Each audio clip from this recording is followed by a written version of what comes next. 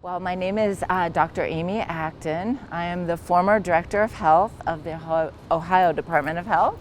But I grew up in Youngstown, Ohio, very close to here. I actually went to camp at Camp Fitch, a little down the way, and so it feels like being home to me. It's an honor to be here today. This is the Orlando Bioethics lecture that I'm coming in for, which is a topic near and dear to my heart.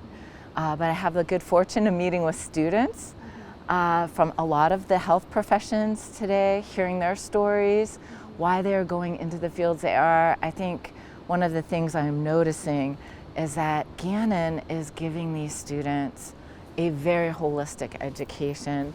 Sometimes we forget that we're in the healing profession and that science is an art as much as it is a science. And what I'm seeing in the students is real passion, not just for their work in their profession, but their communities. My lecture is called "The Leader We Wish We All Had Is You." It is based on a New York Times video op-ed that was done during the height of COVID that looked at 7 weeks of our press conferences. The governor and I would, like we did in many states, I'm sure here in Pennsylvania they did as well, keep people abreast of one of the hardest times they've ever lived through.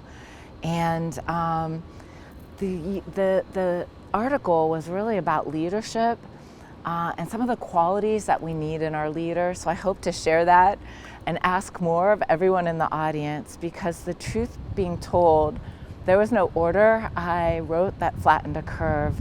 It was my ability to do 3 things that let other people lead from wherever they sat, whether they were running a hospital or a prison or a nursing home or their business or their family life.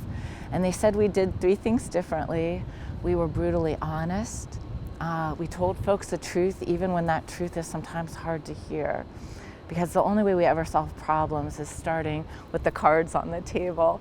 And it's actually then that we can begin to solve the hard problems. We were vulnerable was the second thing. We led with a little more maybe authenticity and heart, and talked about maybe things that you don't often hear leaders talk about. And the third thing we did was we asked more people. We really did ask everyone to do what they could from where they sat.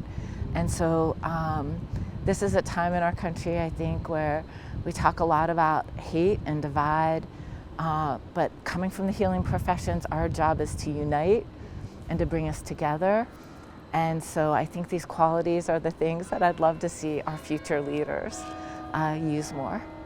So I want to say this about students. Many of the students I'm talking to came of age during COVID, and we talk a lot about this generation in terms of our worries for them or maybe what they've missed. But I've often referred to them as Generation C. I think of C, we think of COVID and chaos and a lot of the hard things they've been through.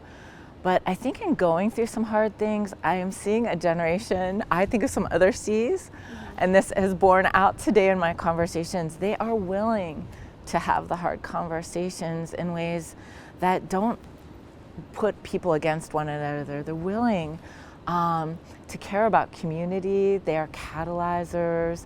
They love to convene people to solve problems. They care. Our last conversation was just the simple healing benefit of care in community. Our Surgeon General of the United States put out an advisory. Surgeon Generals put out advisories when there's something that you can solve, but you can only solve collectively.